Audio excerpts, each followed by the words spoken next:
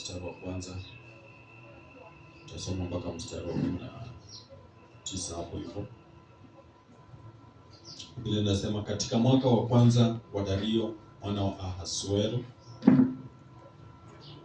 wa uzao wa Wamedi, aliyetawazwa kuwa mfalme juu ya milki ya Wakaldayo, katika mwaka wa kwanza wa kumiliki kwake, mimi Danieli, kwa kuvisoma vitabu nalifahamu hesabu ya miaka ambayo neno la Bwana lilimjia Yeremia nabii, ya kutimiza ukiwa wa Yerusalemu, yaani miaka 70. Nikamwelekezea Bwana Mungu uso wangu ili kutaka kwa maombi na dua, pamoja na kufunga na kuvaa nguo za magunia na majivu. Nikamwomba Bwana Mungu wangu, nikaungama, nikasema: E Bwana Mungu mkuu, mwenye kutisha, ashikaye maagano na rehema kwao wampendao na kuzishika amri zake, tumefanya dhambi, tumefanya ukaidi, tumetenda maovu, tumeasi, naam, hata kwa kuyaacha maagizo yako na hukumu zako. Wala hatukuwasikiliza watumishi wako manabii, ambao kwa jina lako walisema na wafalme wetu na wakuu wetu na baba zetu na watu wote wa nchi. Mstari wa 7. Ee Bwana, haki ina wewe, lakini kwetu sisi kuna haya ya uso, kama hivi leo kwa watu wa Yuda na kwa wenyeji wa Yerusalemu na kwa Israeli wote walio karibu na hao walio mbali, katika nchi zote ulikowafukuza kwa sababu ya makosa yao waliokukosa. E Bwana, kwetu sisi kuna haya ya uso, kwa wafalme wetu na wakuu wetu na baba zetu, kwa sababu tumekutenda dhambi. Rehema na msamaha ni kwa Bwana Mungu wetu, ingawa tumemwasi. Wala hatukuitii sauti ya Bwana Mungu wetu kwa kwenda katika sheria zake alizoziweka mbele yetu kwa kinywa cha watumishi wake manabii. Na Israeli wote wameihalifu sheria yako kwa kugeuka upande, wasisikilize sauti yako. Basi kwa hiyo laana imemwagwa juu yetu na uwapo ule ulioandikwa katika sheria ya Musa mtumishi wa Mungu, kwa sababu tumemtenda dhambi. Mstari wa 12. Naye ameyadhibitisha maneno yake aliyoyanena juu yetu na juu ya waamuzi wetu waliotuamua, kwa kumletea mambo maovu makuu, maana chini ya mbingu zote halikutendeka jambo kama hili lilivyotendeka juu ya Yerusalemu. Kama ilivyoandikwa katika sheria ya Musa, mabaya haya yote yametupata, lakini hata hivyo hatukumwomba Bwana Mungu wetu atupe fadhili zake, ili tugeuke na kuyaacha maovu yetu na kuitambua kweli yake. Basi Bwana ameyavizia mabaya hayo akatuletea, maana Bwana Mungu wetu ni mwenye haki katika kazi zake zote azitendazo, na sisi hatukuitii sauti yake. Mstari wa 15.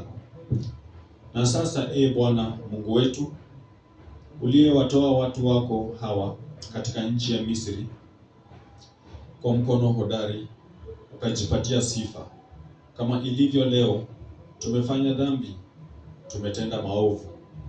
E Bwana, sawasawa na haki yako yote, na kusihi hasira yako na ghadhabu yako zisigeuzwe na kuuacha mji wako Yerusalemu, mlima wako mtakatifu.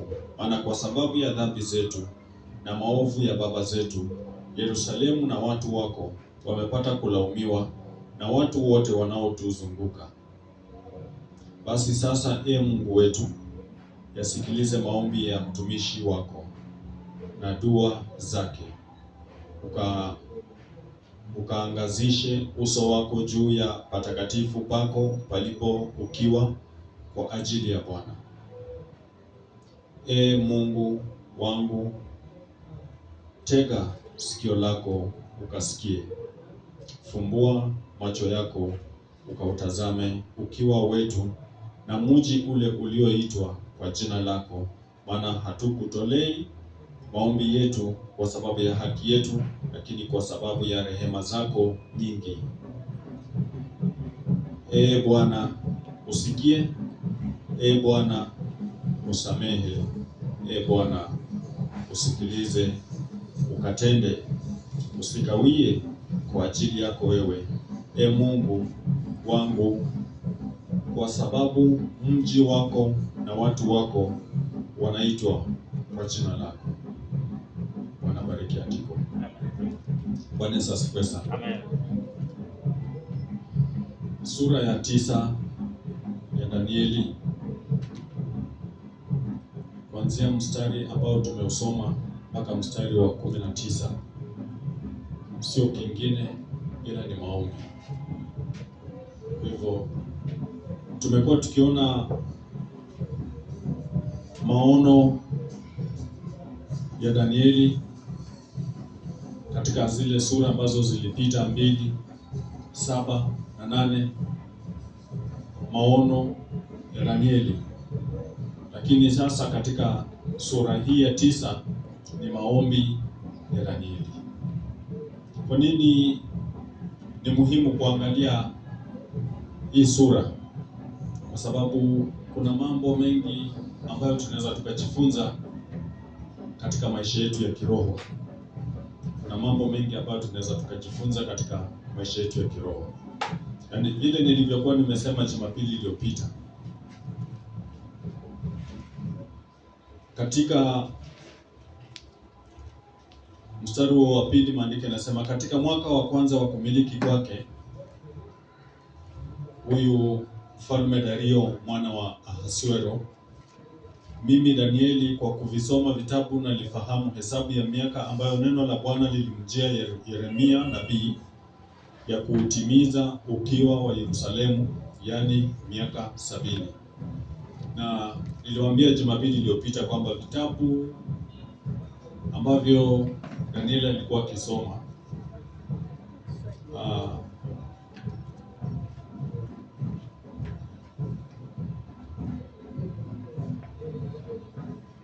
sio vitabu vingine, ni neno la Bwana. Na alikuwa anasoma wapi? Niwaambia Jumapili iliyopita alikuwa anasoma katika sura ya 29 ya kitabu cha Yeremia, kuanzia mstari wa 10. Sio? Hapo ndipo Danieli alikuwa anasoma katika kitabu cha Yeremia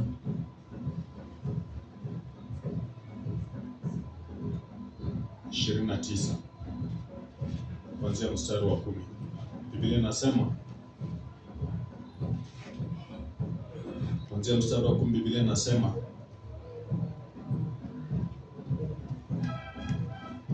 maana Bwana asema hivi, Babeli utakapotimiziwa miaka 70, nitawachilia ninyi na kulitimiza neno langu jema kwenu kwa kuwarudisha mahali hapa. Maana nayajua mawazo ninayowawazia ninyi, asema Bwana, ni mawazo ya amani wala si ya mabaya, kuwapa ninyi tumaini siku zenu za mwisho. Nanyi mtaniita, mtakwenda na kuniomba, nami nitawasikiliza. Nanyi mtanitafuta na kuniona, mtakaponitafuta kwa moyo wenu wote, nami nitaonekana kwenu, asema Bwana. Nami nitawarudisha watu wenu waliofungwa, nami nitawakusanya ninyi, nikiwatoa katika mataifa yote na katika mahali pote, niliko wafukuza, nasema Bwana, nami nitawaleta tena hata mahali ambapo kutoka hapo naliwafanya mchukuliwe mateka. Naweza asifiwe sana. Ndio mahali ambapo Danieli alikuwa akisoma katika Jeremiah 29 from verse 10 to 14. Akaona Mungu alikuwa amepeana ahadi kwa Waisraeli ya kwamba ndio muko katika Babiloni, mmechukuliwa mateka katika nchi ya ugeni, lakini si kwamba nimemalizana na nyinyi, si kwamba nimewaacha muangamie kwa kabisa. Mtakuwa tu huko katika hiyo nchi ya ugenini kwa kipindi cha miaka 70, na miaka 70 kisha kamilika, mtaruhusiwa mrudi katika nchi yenu, katika mji wenu mtakatifu Yerusalemu. Daniel was doing his meditation and he came across this passage of scripture in Jeremiah 29 from 10 to 14. And it is the passage that drew him to prayer. Hiyo ndio kifungu ambacho kilimvuta kuingia katika maombi. Why was he praying? Kwa nini alianza kuomba? Alikumbuka katika kusoma kwake katika hiyo Yeremia ya kwamba Mungu ameahidi kitu, na akarudi akaangalia time, muda ambao alikuwa amespend katika nchi ya utumwa kule Babiloni, na muda ambao ulikuwa unasalia ili miaka 70 ikamilike. Daniel akarealize ya kwamba it is only remaining around 2 years for the 70 years in captivity to be complete. Sijui kama tunapatana. Danieli akisoma vitabu wakati huo, akisoma Yeremia 29 wakati huo, akikumbushwa ama akikutana na hiyo ahadi ya Mungu kuhusu kuachiliwa kwa Wayahudi mateka after 70 years, which was a promise of God to the children of Israel. By the time Daniel was reading that passage of scripture, they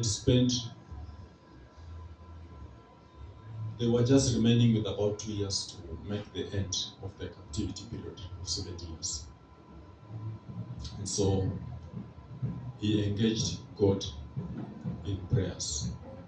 Na katika maombi yake hakukuwa anafanya kitu kingine, alikuwa tu anaomba Mungu ya kwamba Mungu, wacha ahadi yako ikatimie juu ya watoto wako, ikatimie juu ya taifa lako Israeli. Mji wa Yerusalemu umebaki ukiwa, ama ulibaki ukiwa wakati Wayahudi walichukuliwa kwenda katika nchi nyingine. Jerusalem as a city remained desolate without people, and we know that even the temple of God had been destroyed. Hata hekalu lilikuwa limefanya nini? Limeharibiwa. Na Danieli alipokuwa anasoma kitabu kitakatifu akapata Mungu alikuwa ameahidi, kumbe after 70 years watarudi katika nchi yao. Ilimshika sana hiyo maneno, akaambia Mungu katika maombi, timiza ahadi yako, turudi katika mji wa Yerusalemu, uache kuwa mji ambao ni ukiwa, turudi katika Yerusalemu, tuangalie mambo ya hekalu lako, tutengeneze hekalu lako. Wanaweza asifiwe sana.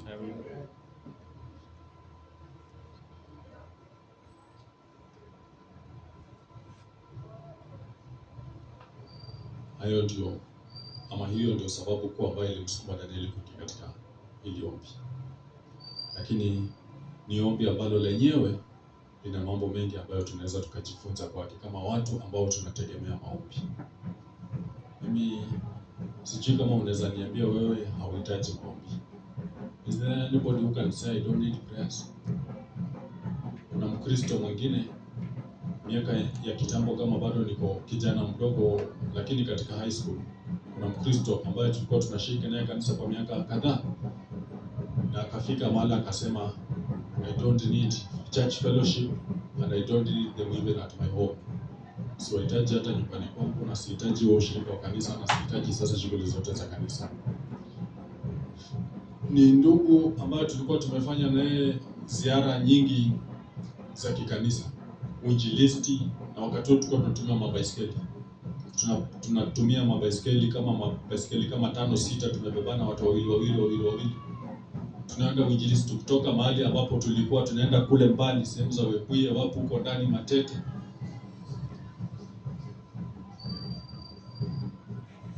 Baada ya miaka kadhaa, ndugu ambaye tulikuwa tunamjua mwaminifu sana akafika mahali akasema, na hiyo siku ndio tusikie hiyo maneno ushirika, alikuwa amechukua ushirika. Alikuwa amesema ushirika wa Ijumaa mlete kwangu. Tulikuwa tumeenda ushirika kwa nyumba yake mara kadhaa. Na sasa alikuwa amechukua hiyo siku ushirika. Kabla ya hiyo siku ifike, ndio tukapata ujumbe, huyo ndugu amesema no more of church. So tukaanza kusema tunaenda wapi? Yaani huyo ndugu alirudi akasema no more of church, no more fellowship, no more what? And of course akasema I don't think I have any problem that requires prayers. Mahindi na lima, biwa nimepanda, vitunguu nimepanda nyingi. Alikuwa mtu wa agriculture, mtu wa kilimo. Lima vitu vingi sana vya kuuza, natengeneza pesa nyingi. So ni kama akafika mahali akaona why prayers again? Why God again? Then nasema tu hivyo kwa sababu nafikiri kati yetu sisi si kwamba Mungu hajatuinua, lakini sidhani, na unajua hata Mungu mwenyewe amesema katika Kumbukumbu la Torati sura ya 8 pale, mtakapoingia katika nchi ya ahadi, mtakapokuwa mmebarikiwa, mtakapokuwa mmekula mmeshiba, muangalie msiniwache. Muangalie mioyo yenu isigeuke kutoka kwangu geukie vitu zingine. Unaweza sifa sana. Na Mungu anajua ya kwamba kuna hiyo temptation, mtu anaweza fika mahali aanze kufikiria now he can go without God. You don't need God. So I think sisi hatustahili kufika hapo, lakini hata hivyo hatuwazii hivyo. Sisi ni Wakristo ambao tuna rely katika maombi, si ndio? Tunaamini katika nguvu za maombi. Nilikuwa nasoma mchungaji mwingine ameandika kitu mahali, anasema kuna mtu mwanafunzi mmoja alimwambia, now what is remaining that we have not done the research, we have not written the thesis. Unajua wakati watu wanasoma, kisikia mtu anafanya doctorate, kisikia mtu anafanya masters, wakati mwingine mtu anasoma alafu anafika kiwango kingine, anapewa one of the assignments ni kama hiyo, kuandika thesis. Ukiandika thesis, ukimaliza hiyo thesis inakuqualify. Kama itapitiwa vizuri na waone ya kwamba imetosha, iko sawa, inakuqualify kugraduate katika hiyo kiwango.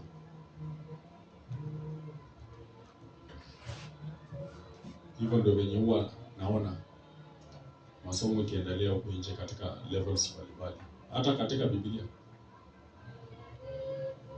Wale wamesoma, wale ni madoctors, watakwambia wameandika hizo vitu thesis.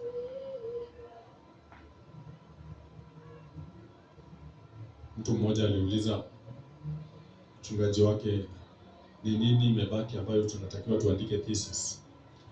Mchungaji wake akamwambia, ingine tuandike thesis kuhusu maombi. Somebody needs to sit down and write a thesis on prayer.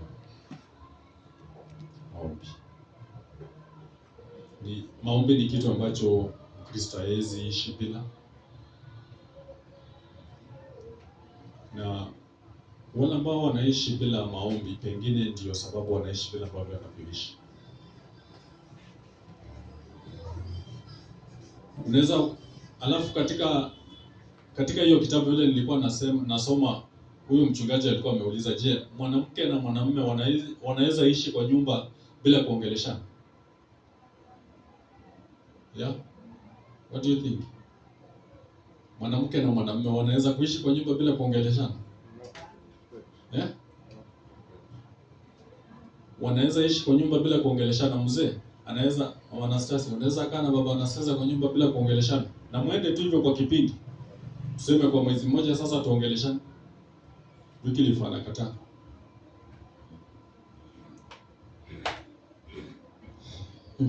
Ni swali ngumu. Mama Talima, sitakuuliza wewe hiyo swali. Mwinjilisti yuko hapa. Ninyi wenyewe ndio mnajua.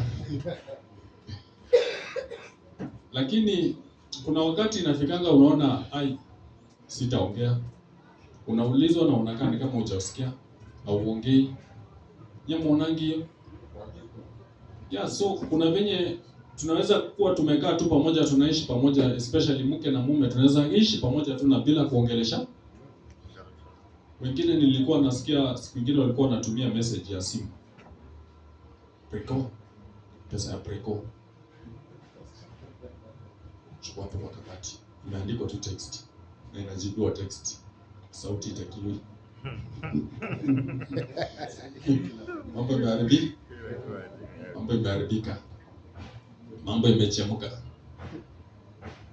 So which means kumbe watu wanaweza kuwa wanaishi pamoja lakini hawaongelesha. Lakini kumbe kuongeleshana ni dawa ya muhimu sana. Ni ama tuseme katika Kiingereza is a very important ingredient in a relationship, particularly marriage relationship. Mahali ambapo katika ndoa ambayo kuna mazungumzo, hiyo ndoa ina uwezekano mkubwa sana wa kufanikiwa. There is communication. Sio unaingia kwa nyumba umefura, hutaki kuona huyu, hutaki kusikia huku, hutaki hata light, unataka tu giza, uingie, utoke, na unasema kwa roho yako, ningekuwa na uwezo singekuja hapa, sijui nini. Lakini unaingia, umelala, umetoka, haujakula, haujaongelesha mtu. These things happen. They happen. But those are marriages ambazo tunasema they are troubled, ndio? Ndio ambazo zinapitia nini? Changamoto. Zinapitia changamoto, zinapitia mawimbi. Zinapitia storms. Storms nazo ni natural, storms ni obvious.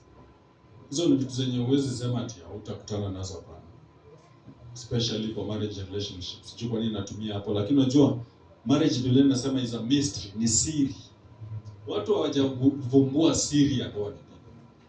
Kwa nini ni siri? Kwa sababu imagine mtu mmoja anatoka huko, mwingine anatoka huko, alafu hao watu wanaishi pamoja. Hawajuani. Priorities za mwingine ni tofauti za mwingine, vitu kama hizo. Likes ni hivyo. Kila mtu ako tu yani na vitu tofauti zenye anataka, zenye anapenda, zenye anaprefer, na huyu mwingine tofauti zenye anapenda, zenye anaprefer, zenye anafanya, lakini wako pamoja ni bibi na bwana.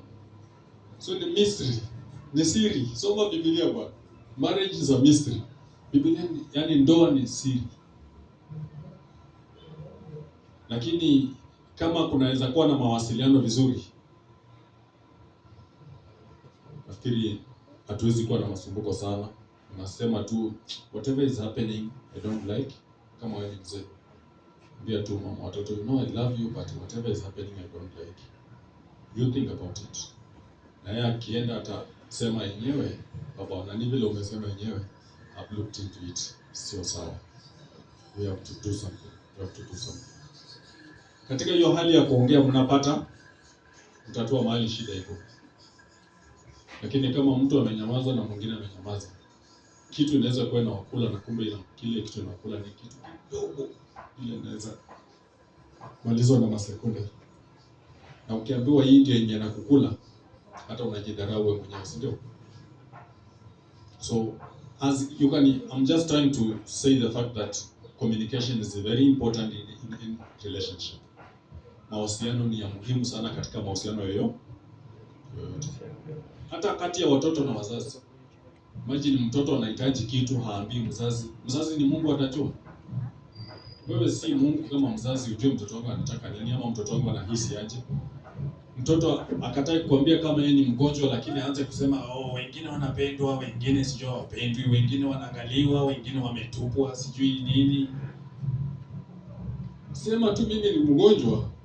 Unasikia aje? Unataka kwenda hospitali? Utapelekwa hospitali, utapewa dawa, utapewa chakula. Kama unasikia mdomo itaki nyama, itaki majani sana, inataka nyama, ambia tu mama ama dad, mama, majani imenichokesha.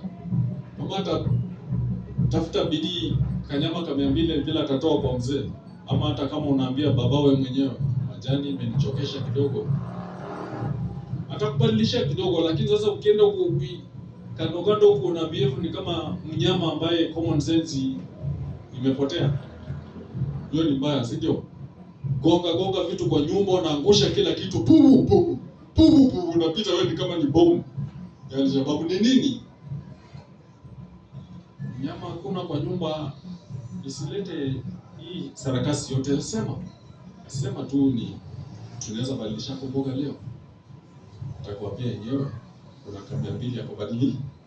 Mungu ametupea grace saa hizi, hata ukiwa na 100 bado utapata hiyo nyama ya 100. Si ni test tunataka badilisha. So communication, hiyo ndio kitu tunajaribu kusema. Mawasiliano. So you can imagine Mkristo ambaye hana mawasiliano na Mungu, bado atakuwa tu ni Mkristo, si ndio? Ya hiyo ndio kitu nasema. You are a Christian, yes, but because you are not praying, you are not in relationship with God, you are not in communion with God. You are a Christian, but your relationship is not good. Uhusiano wenu sio mzuri.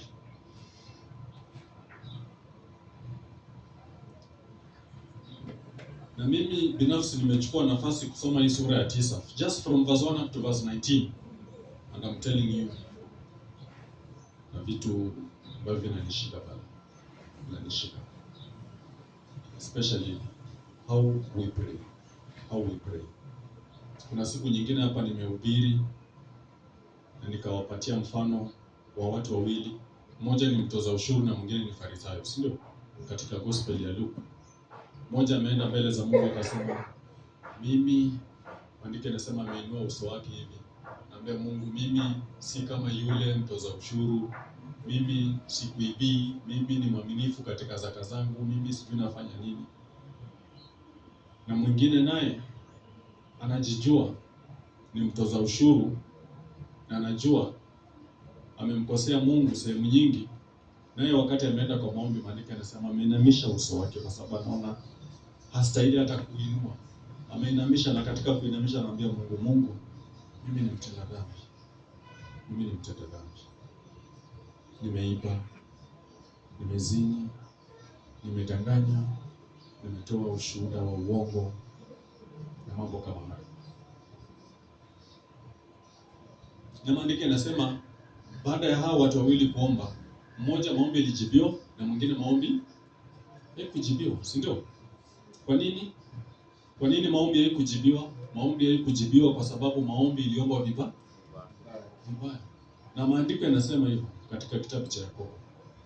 You pray but you don't receive because you pray amiss. Mnaomba vibaya, mnaomba na nia mbaya. Hamjui kuomba.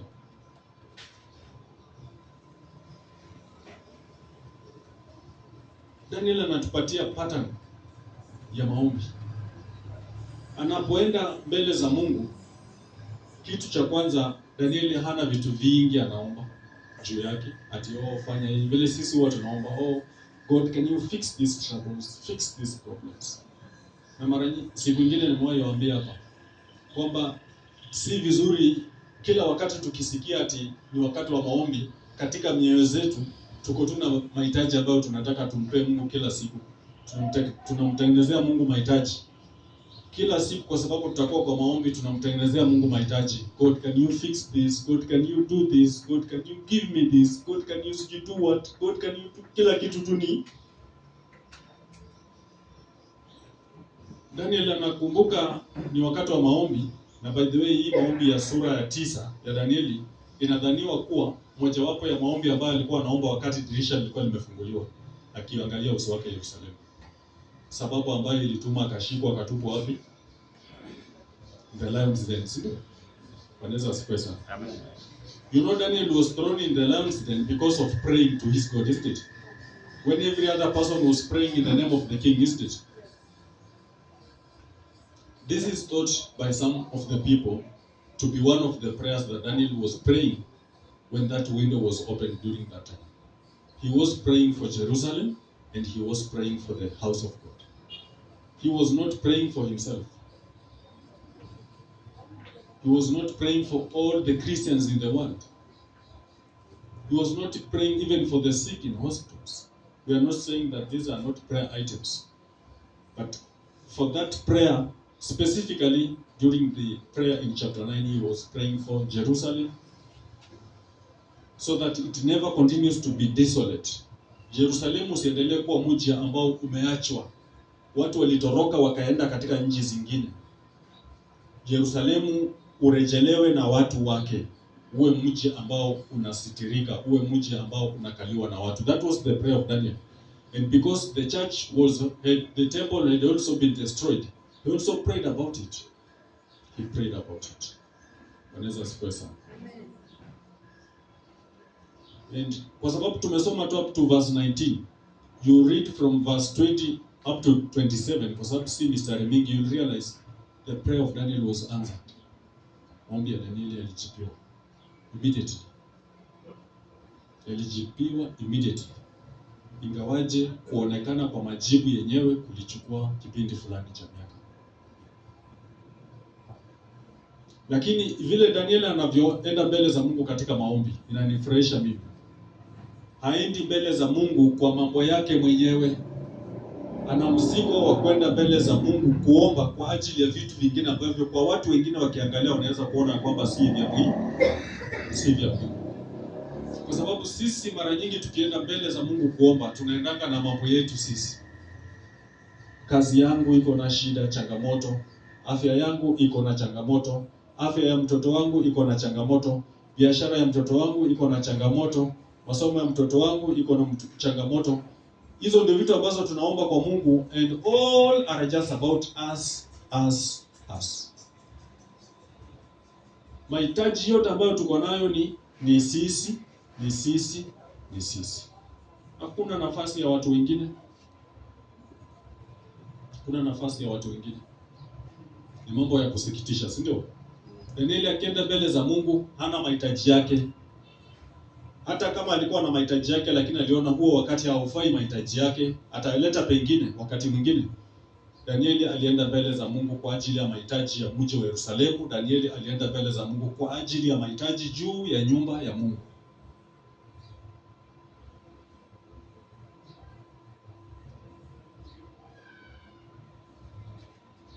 Nafikiri sasa mnaona ni kwa nini naambia hii mambo ina touch, si ndio? Si ndio? Very few people will be seated and will be thinking about the house of God. Very few. You may be surprised. One or two. Even three. Or even none. We are thinking things that pertain ourselves. But Daniel is troubled in the heart. He takes his time to spend in prayers that cause him to be thrown into the lion's den. When he was praying for Jerusalem, when he was praying for the house of God. For the house of God. You think about it. You think about it. You think about it. And even as Daniel goes before the Lord in these prayers, pia haendi kama mtu ambaye ni yule Farisayo. Haendi kama yule Farisayo katika yale maombi ya watu wawili. Anaenda kama mtu ambaye hafai. Anaenda kama mtu ambaye anajihesabia kwa kikundi cha watu ambao hawafai. Na hiyo ndio sababu anaanza na mambo ya kuungama, confessing sins, asking for repentance. Meaning, God, I don't deserve, and I know my prayers will not make anything. I'm not a good person. Even if I offer my prayer now, my prayer will never be effective in any way because I'm not worthy to make these prayers. Wakati mwingine unaweza ambiwa onyesha maombi. What do you think in your heart while you endesha that maombi? You think we have given you the opportunity to pray because you can pray better than anybody else? No. Ambia Mungu ninakuja mbele zako na mimi najua mimi sistahili, mimi ni mwenye dhambi. Maandiko yanasema katika Warumi, sote tumetenda dhambi na sote tumepungukiwa na utukufu wa Mungu. All have sinned. All means all. All have sinned and come short of the glory of God. And if we have sinned, what are we supposed to do? To confess our sins, isn't it? Kuungama dhambi zetu na kumwambia Mungu tusamehe. Danieli akienda mbele za Mungu kwa maombi katika hiyo sura ya 9, hilo ndilo jambo ambalo pia ako nalo katika mawazo yake, katika fikra zake, katika akili zake. Anajijua, anasema Mungu, mimi ni mtenda dhambi. Wazazi wangu wametenda dhambi, watu wetu wamefanya dhambi, lakini mimi nimefanya dhambi pamoja na watu wetu. Sijiweki kando. He prays for the people.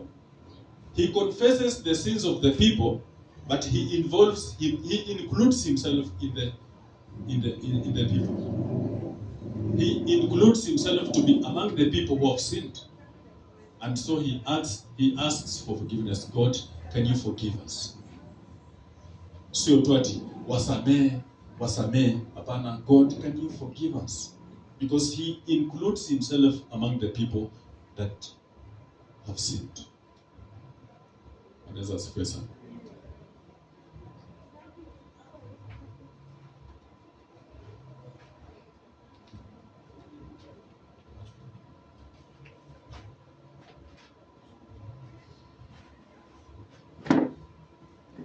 Daniel akienda mbele za Mungu, anaenda katika hiyo njia. Unyenyekevu, humility. Sistahili Mungu. Kama watu wetu, hata na mimi, sisi wote hatustahili, tumetenda dhambi. Tusamehe. Alafu anaenda kutaja hizo dhambi. Umeona vile anataja hizo dhambi? Tumekaidi sheria yako, tumetoka katika njia zako, tumekosa kusikia manabii. Ulituma manabii wazungumze na wakuu wetu, manabii wamezungumza, hatukusikia maneno ya manabii.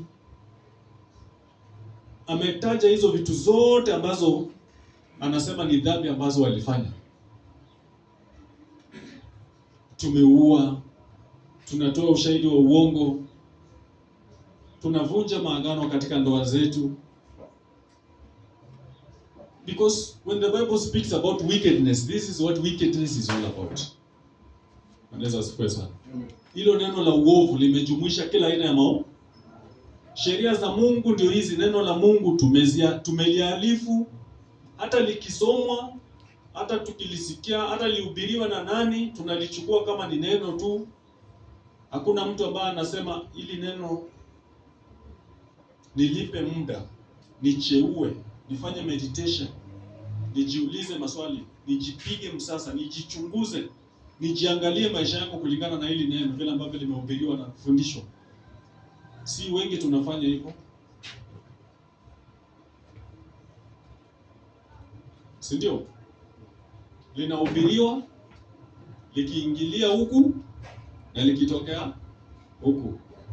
So that hata ukiwa kwa njia, ukirudi nyumbani, ukitoka hapa chache, ukipigiwa simu na mtu akuulize umeenda chache, ibada imekuwa aje? Imekuwa mzuri.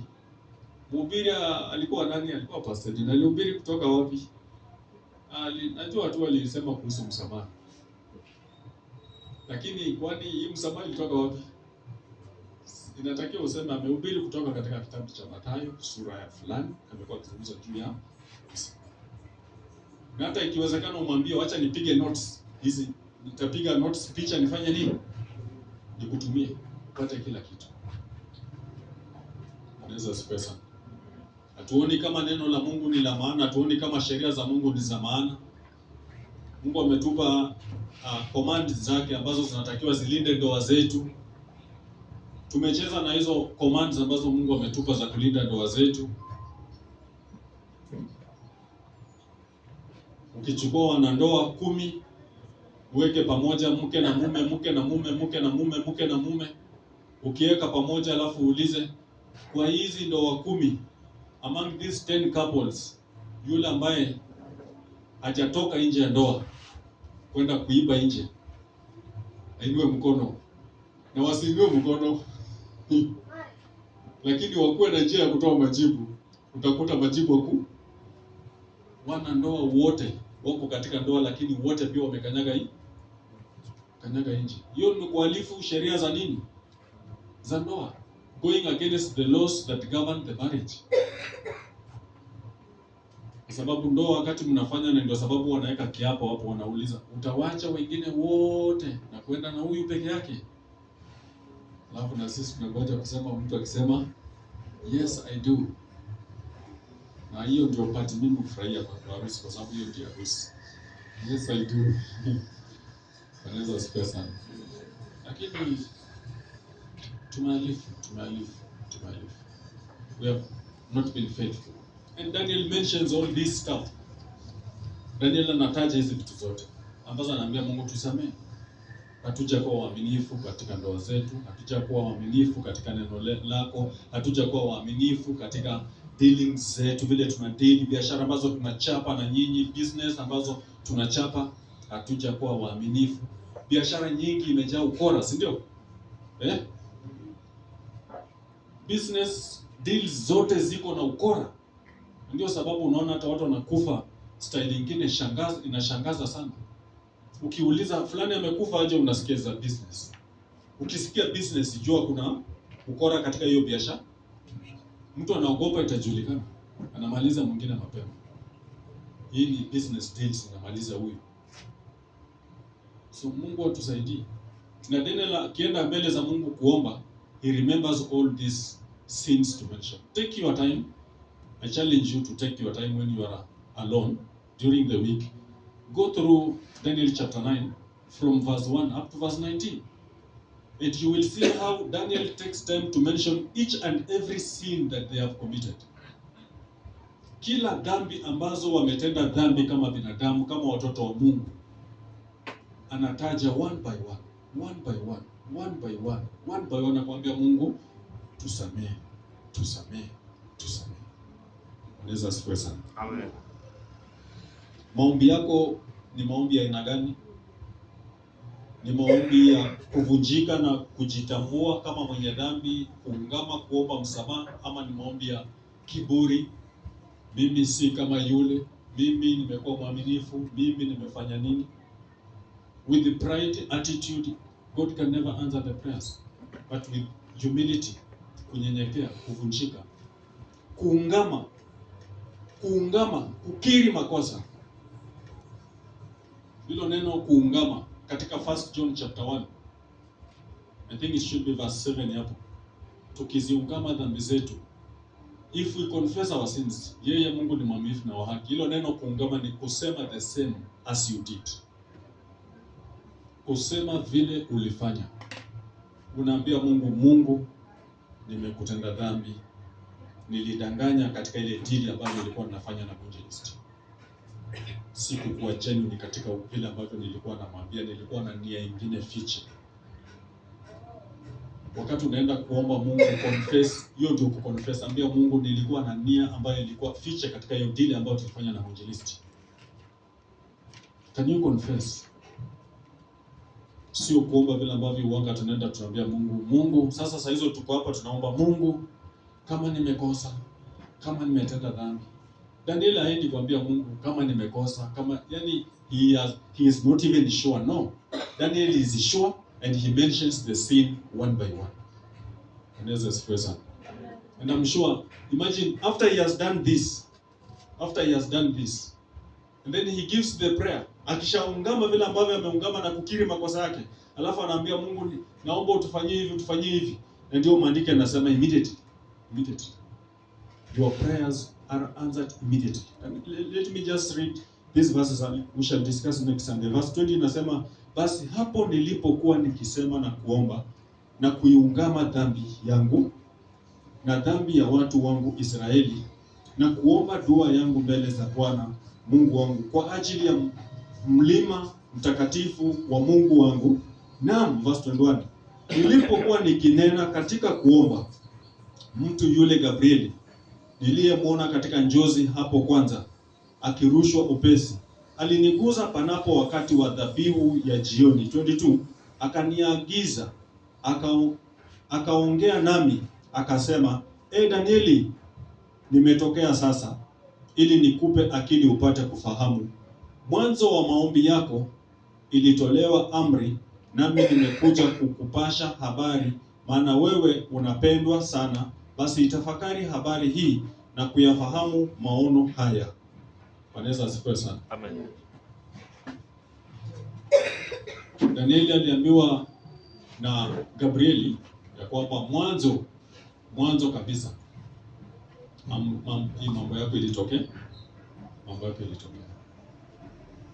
Jumapili ijayo ndio nitaendelea niwaonyeshe vile ambavyo Mungu anarespondi kwa maombi. Hata mimi nimeguswa sana na hizi inspirations na hizi insightfulness, kurealize ya kwamba Mungu anajibu maombi yetu wakati ambapo bado tunaomba. Hii imekuwa great motivation, kwa sababu wakati mwingine tunajiuliza Mungu anasikia. Na nitawaonyesha hizo vifungu za maandiko karibu 4 ambazo zinaonyesha kwamba while you are still praying, in fact while you are just opening your mouth and speaking, God already is answering your prayers. Anaweza asifiwe sana. Kama bado umefungua kinywa chako tu unaongea hivyo, Mungu tayari anafanya nini? Anajibu maombi yako. Hiyo imeni encourage kabisa. I will give more insight on that. Nitapeana zaidi mwangaza kuhusu haya. Lakini kwanza nataka tuendelee kutafakari haya, tuendelee kuangalia haya maombi ya huyu mtumishi wa Mungu Danieli, na tuangalie namna ambavyo sisi tunaomba. Tunataka maombi yetu Mungu ajibu.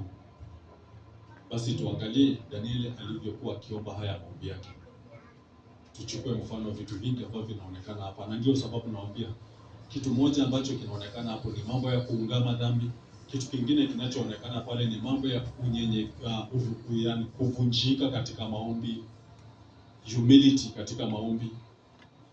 Kitu kingine ni nafasi ambayo Danieli anampatia Mungu katika maombi yake. Nafasi ambayo Danieli anampatia Mungu katika maombi yake. Unaweza asifiwe sana. Kwa sababu najua hakuna mtu ambaye anataka kuomba na maombi yake isijibiwe. Sisi wote tungetamani tuombe na maombi yetu kama maombi ya Danieli ijibiwe kama bado tunaomba. Na maandiko yanasema Mungu anajibu maombi yetu hata kama bado tumefungua vinywa vyetu tunazungumza. Mungu anaanza kujibu maombi yetu. Lakini ili Mungu ajibu maombi yetu kuna vitu ambavyo lazima tutambue. Ndio tukikuja mbele za Mungu na hizo sala zetu sipate ku attract attention yake. Otherwise, tusipozijua, tusipo take note, then itakuwa kama vile Biblia inavyosema katika Isaiah, should be 59 or so. Macho ya Bwana, sikio la Bwana si zito lisipate kusikia, na mkono wa Bwana si mfupi usiweze kufikia mtu kumtendea kile ambacho anaomba pale. Maandiko yanasema dhambi zetu ndio zinatufarakanisha na Mungu, ndio zinaficha uso wetu. Mungu asifanye nini? Asituone. So tujifunze kwa Danieli: confession, humility, others first, and such like things. Unaweza asifiwe. Amen. Tumechelewa darasa letu. Ndugu Kilifu amenikumbusha tumechelewa, nikamwambia nimekubali tumechelewa. Lakini tunatumai ya kwamba tunasaidiana kupitia neno la Mungu, si ndio? Bible study pamoja na sehemu ya mahubiri, they do the same thing. Wakati wa Bible study na wakati wa mahubiri, the purpose is the same. Tupate kusikia neno la Mungu. Neno la Mungu. So what I'll do, I'll just try to balance my time so that nisichukue time nyingi sana. Taomba Mungu anisaidie wakati wa main sermon ili nikomboe wakati pale. But as usual, we should take 5 to 7 minutes break.